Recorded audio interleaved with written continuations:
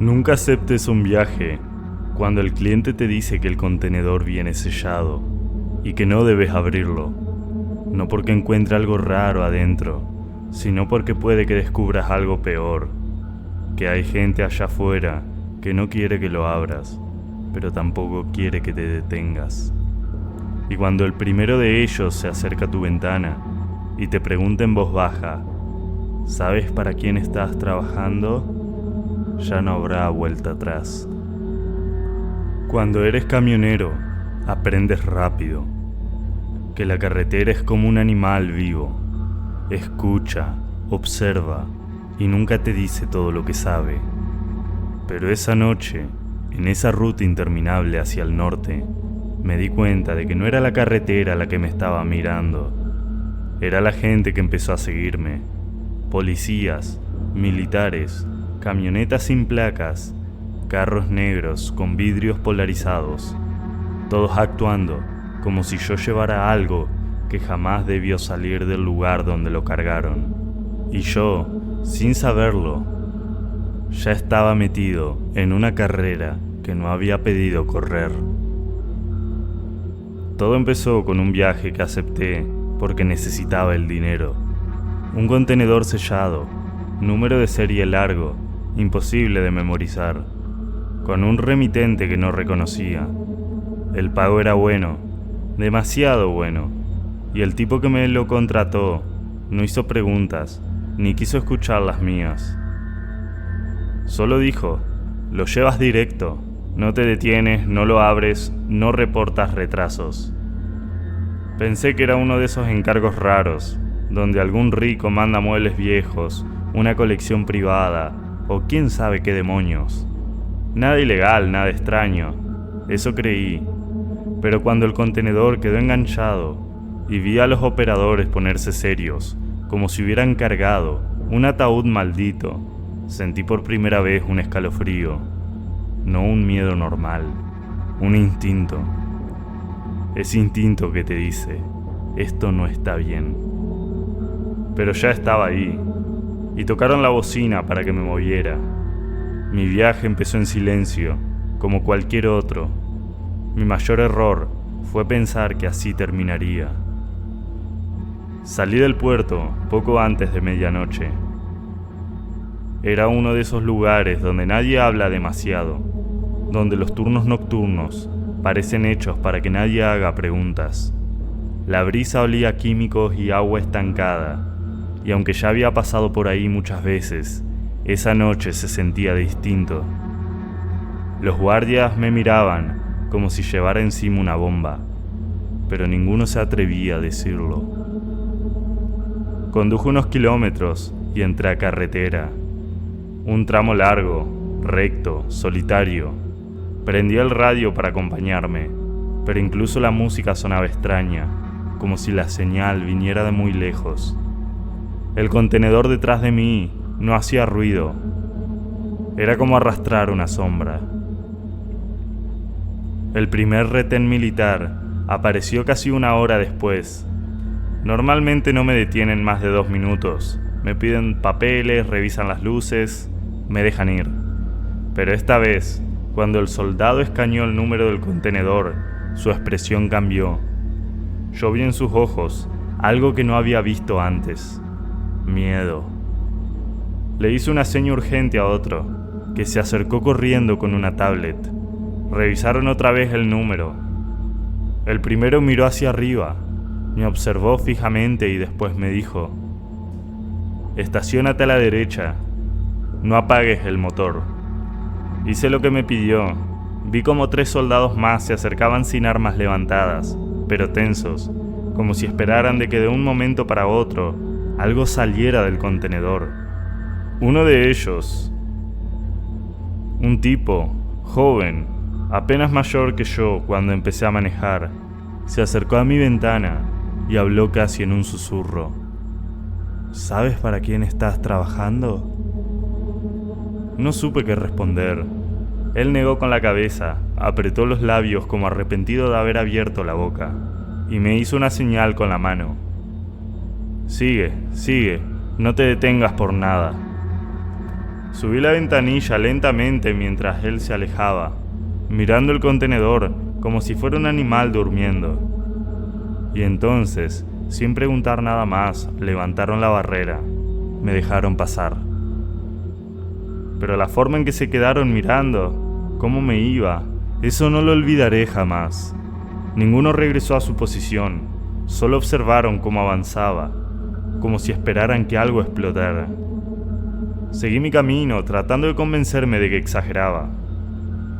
Tal vez es material militar, pensé. Algo clasificado, nada que ver conmigo. Pero entonces, en el retrovisor, vi las primeras luces. Un auto negro, sin placas, manteniéndose exactamente a la misma distancia por kilómetros. Cuando aceleré, aceleró. Cuando bajé la velocidad, también lo hizo. No era un conductor normal. Me estaba midiendo. A lo lejos, otro auto se sumó detrás de él. Luego una camioneta. Era como si una fila se estuviera formando con un solo objetivo: seguir el contenedor. No detenerme, no adelantarme, no atacarme, solo seguirme. Mis manos empezaron a sudar. Toqué el radio para hablar con la base, pero la señal se cortó. Intenté llamar por teléfono. Nada. Ni una sola línea entraba. Ese tramo de carretera nunca había sido así de silencioso. A los pocos kilómetros había otro retén militar. Esta vez la tensión era aún mayor. Escanearon el contenedor y todos dieron un paso atrás al mismo tiempo, como si una alarma invisible hubiera sonado en sus cabezas. Uno de ellos, un oficial, se acercó directo a la ventana. No intentó disimular su nerviosismo. ¿Te detuviste en algún lugar?, preguntó sin saludar. No, respondí, no he parado desde el último retén. El hombre tragó saliva y dijo algo que me puso la piel de gallina. Bien, no te detengas y no permitas que nadie se acerque al contenedor. Nadie. ¿Qué lleva?, pregunté, casi sin querer. Me miró como si hubiera hecho la pregunta más peligrosa del mundo. Si no sabes, mejor. Sigue. Al levantar la barrera, uno de los soldados vio hacia atrás y murmuró algo que alcancé a distinguir por la forma en que movió los labios. Ya vienen. No entendí, hasta que los vi otra vez en el retrovisor. Los mismos vehículos, exactamente los mismos, como si hubieran estado esperando que saliera del retén. No sé cómo explicarlo, pero en ese momento comprendí algo. No buscaban detenerme. Si hubieran querido hacerlo, lo habrían hecho en cualquiera de los retenes. Tenían armas, vehículos, personal, pero no lo hicieron. Alguien más quería que siguiera, alguien que no me mostraba la cara, alguien que mantenía los vehículos a raya, pero solo mientras yo estuviera en movimiento. Cuando pasé los primeros 150 kilómetros, el cansancio empezó a vencerme. Me dolían los ojos, las manos, la espalda, y el miedo se convirtió en una presión constante en el pecho. No podía parar. Si me detenía, los autos que me seguían no iban a esperar. El primer intento de acercamiento ocurrió cerca de un pueblo pequeño. Un carro gris, sin placas, trató de meterse entre el auto negro y mi tráiler. No pude ver quién lo conducía, pero el auto negro lo bloqueó. Casi lo sacó de la carretera y el gris se desvió.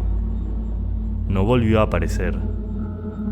Empecé a entender algo. Tal vez no todos los que me seguían eran del mismo grupo. Tal vez algunos querían el contenedor y otros querían evitar que lo abrieran. Pero nadie me hablaba, nadie me decía nada.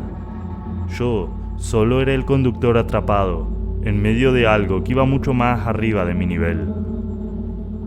Cada vez que pasaba un túnel o una curva cerrada, miraba el retrovisor, esperando verlos pegados a mi defensa, pero se mantenían atrás, siempre a la misma distancia.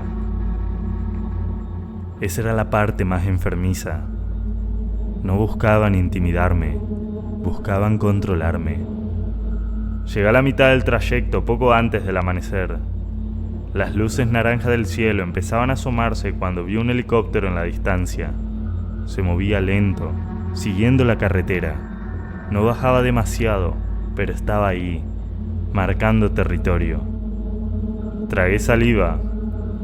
Nadie manda helicópteros por un contenedor común. Ahí fue cuando supe que estaba transportando algo peligroso, no algo ilegal común, algo que generaba miedo en soldados, interés en grupos desconocidos y vigilancia aérea. Y aún así, nadie me atacaba, nadie me detenía, nadie me hablaba, solo seguían, observaban, esperaban. El momento clave empezó cuando entré en un tramo de la carretera donde no había señal, cámaras, gasolineras, ni siquiera luces, solo montañas y curvas interminables. Ahí los autos que me seguían cambiaron de comportamiento. Se acercaron más, mucho más, tanto que podía distinguir siluetas detrás de los parabrisas. No armas, no gestos, solo rostros serios, estudiándome, como si estuvieran esperando que cometiera un error. De pronto, uno de los autos aceleró y se puso a un lado mío, bajó la ventana.